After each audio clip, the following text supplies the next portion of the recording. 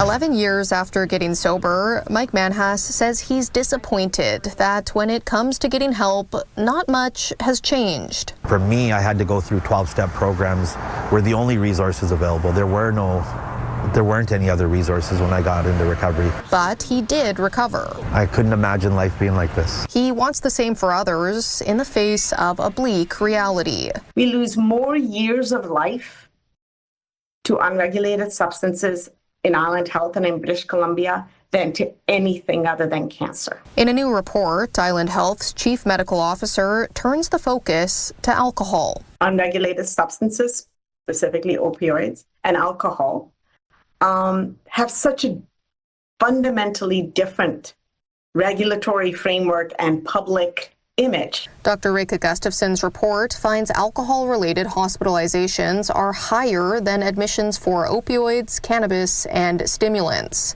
She says the rate of hospitalizations for alcohol are higher for Island Health than the rest of BC. In my years of doing outreach and supporting individuals, I lost more clients to alcohol use disorder than I did to overdose. Blake Anderson with the Umbrella Society says many die while waiting for help. On the Lower Island, we have 20 detox beds available for this population. So that is, for me, criminal. On top of that, it's a shame that Victoria doesn't have a recovery club.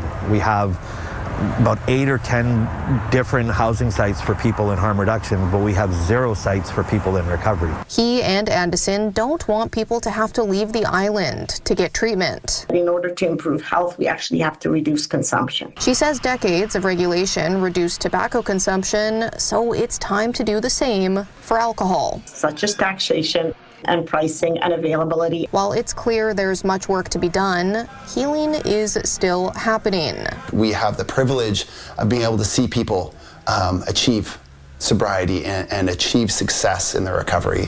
And yeah, that gives me tons of hope. Anna McMillan, CTV News, Victoria.